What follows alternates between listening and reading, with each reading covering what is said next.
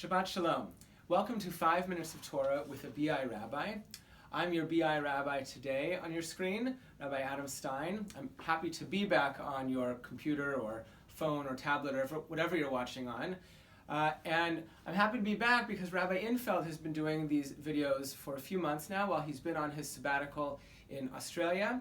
Now that he's back, we'll be switching back and forth again so you get your share of both of us. I do want to welcome back Rabbi Infeld and his family. They've had a wonderful, restful time in Australia. Before being in Sydney for a couple months, they were traveling around Australia and New Zealand. We're looking forward to hearing about a lot of their adventures. And they've been with us for last Shabbat and for the end of Passover.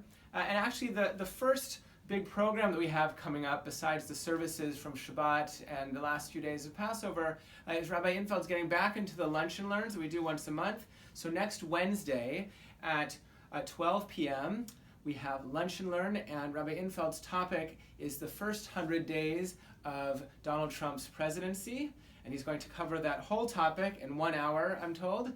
So please sign up for that if you haven't already. If you'd like to come 12 p.m. on Wednesday, please try to let us know by Monday sometime. The meal is free, but we'd like to know how many to order for.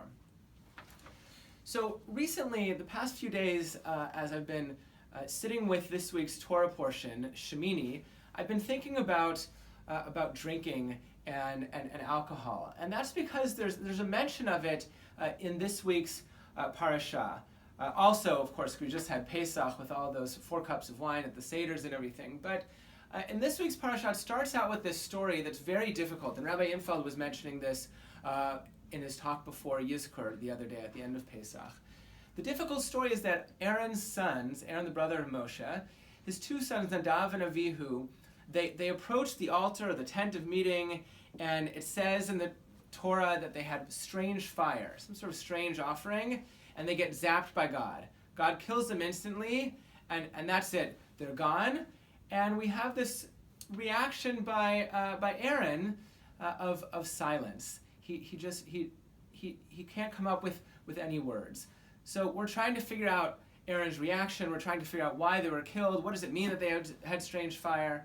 And one of the possibilities is that almost right after that, God speaks to Aaron and says, do not drink intoxicating wine. In Hebrew, that's yain v'shechar. So it could mean wine and other intoxicating beverages, or it could just mean intoxicating wine. You and your sons with you, when you come to the tent of meeting, that you not die. So perhaps the rabbis say that Rabbi Yishmael, for example, from the Talmud, suggests that because this commandment comes right after the zapping of Aaron's sons, it might be that that's why they were killed by God, because they came to the altar while they were intoxicated.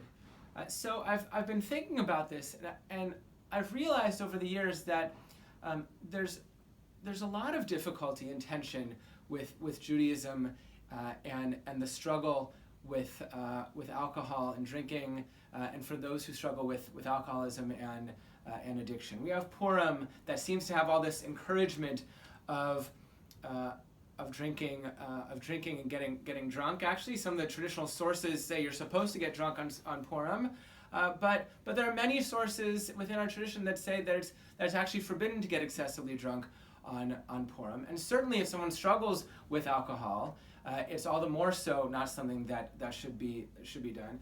Rabbi Bradley Shavit Artson, my friend and colleague and my former dean at the current dean, but was my dean and teacher at Rabbinical School in Los Angeles, Ziegler School of Rabbinic Studies. He wrote a response once to someone writing to a Jewish newspaper and said, for the recovering alcoholic, there's a larger issue at stake, besides just is it commanded or not commanded for Purim. It's a principle of Jewish law that health concerns override ritual requirements. So he says someone who's struggling against alcoholism risks losing control of that struggle, even by drinking any small amount. So in that instance, one is of course not obligated to drink. But it's not just Purim. We have Simchat Torah with the encouragement of drinking there. And even Pesach, we wait all day for the Seder, and then we have to drink 4 cups of wine during the Seder. But of course, it's not truly an obligation on Simchat Torah to drink. One can be happy with the Torah without it. And on the Seder, grape juice is just fine instead of wine. But it's a struggle. I understand that for those who struggle with alcohol and other addictions, for those who have family and friends who do, there are times in our Jewish year when those struggles pop up more than other times. So I want to close by mentioning to you a wonderful new resource in our community, whether you're just interested or it's important for you, yourself, or family, or friends. The Jewish Addiction Community Services organization is a new one in Vancouver, just about a year or two old. One of its really opening launch event was here at our shul. A wonderful professional named Rebecca Denham runs it. JACS is the acronym, JACS, Jewish Addiction Community Services. They have a great website. I'm just looking at it today, jacsvancouver.com, jacsvancouver.com. There are similar organizations in other cities. They run very important events, but also support groups for people and families who are struggling with addiction, and also very confidential services to help people get the help that they need.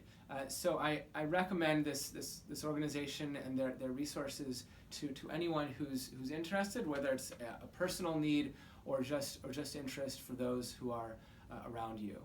May you have a wonderful Shabbat as we go back into our eating of challah along with our wine or grape juice, and I'll see you at shul. Shabbat shalom.